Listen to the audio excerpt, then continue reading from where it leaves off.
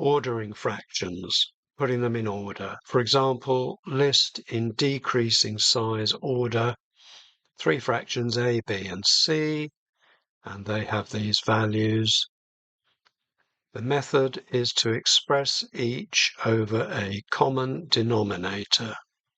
Then the largest one has the largest numerator. So for these ones here, 8, 3, and 7, I'm going to use a common denominator of 168, and I have got that in this case by simply multiplying these 3 numbers together, and it happens to be the lowest common denominator. So for fraction A, which is 9 over 8, I'm multiplying this by a number that gives me 168, and that number, because I'm using this one, it's just 3 times 7, or 21, it's the other 2. So 8 times 21 on the bottom gives me 168. I've got to do the same to the top. 9 times 21 gives me 189. For B, which is a mixed number, convert it first to a fraction where it becomes 4 over 3. I multiply both of these by 56, and that is 7 times 8, because I'm dealing with the 3, it's the other 2, 7 times 8, 56, and I get 168 on the bottom, 224 on the top. And the last one, 8 over 7, multiply it by 8 times 3 on the bottom and the top, 192 over 168. And I look at the tops and I see which one is the biggest. It's this one here, 224. So that's the biggest. And it asks for it in decreasing size order. So it's biggest first. The next biggest one, I look at the remaining 2, is 192. And that's C. And the smallest one is A. So that goes last. So it's A. So that is the order.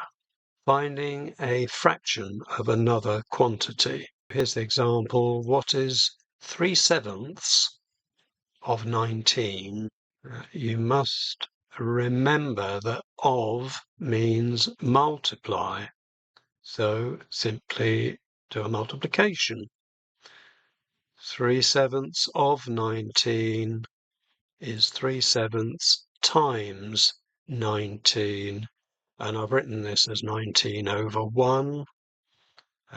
Don't really need the 1, but it's just to use the same method as we used when multiplying 2 fractions together. And that gives me 3 times 19 over 7, or 7 times 1 if you like. 3 times 19 is 57, 7 times 1, or just 7 on the bottom. And then we can write that as 8 and 1/7. If the second number is also a fraction, for example, if this had been 19/64, 19 over 64, instead of an integer number, just multiply them as fractions. Remember, of means multiply. Express a number as a fraction of another. For example, express 18 as a fraction of 63. Here we can see the word of again, and of means multiply. So write out the equation as it would have been done forwards, and then just rearrange it. So the key phrase here is fraction of 63, which means a fraction is multiplying 63. So here's our fraction, A over B, that's some fraction, that's what we've got to find.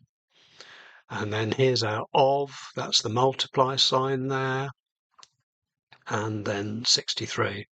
So we know that a fraction times 63 gives us 18.